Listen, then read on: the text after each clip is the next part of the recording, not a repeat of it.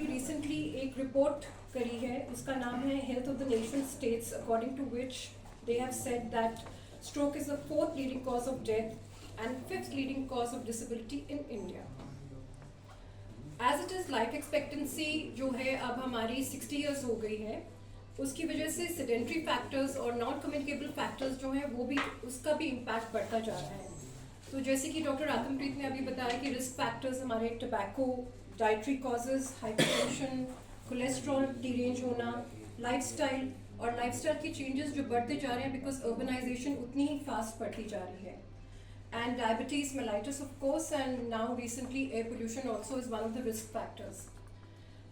Unfortunately इसमें क्या है कि स्ट्रोक के सिम्टम्स बहुत जल्दी मिस हो सकते हैं क्योंकि they can range from an absent stroke which happens in senior citizens to quadriplegia और हेमीप्लीजिया.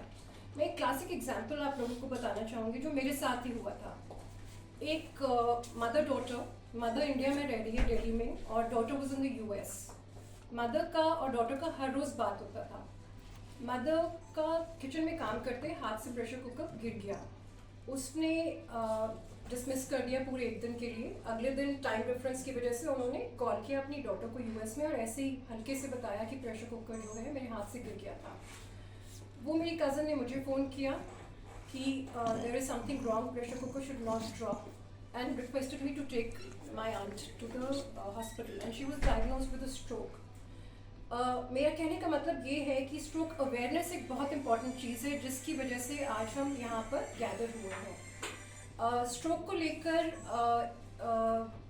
बहुत सारी स्पेशलाइज्ड टीम चाहिए होती हैं जिसमें starting with neurologist, the emergency, ICU, rehabilitation एक इकट्ठी टीम की तरह फंक्शन करते हैं. और ये गाइडलाइंस जो है ना ही सिर्फ इंटरनेशनल या AHA या ASA ने दिए हुए हैं बट हमारी ministry of health and family welfare DGHS ने भी गाइडलाइंस हमको दिए हुए हैं कैसे मैनेज करना है इस कंडीशन को.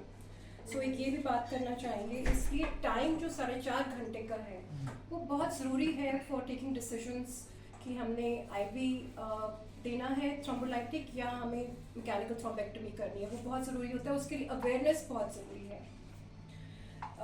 अनफॉर्चुनेटली सिम्टम्स जो हैं वो अनमिस चले जाते हैं और उसकी वजह से बहुत ज़्यादा हार्म पहुंचता है पेशेंट्स को एंड समटाइम्स लाइफ लॉन्ग के लिए वो इफेक्ट हो जाते हैं.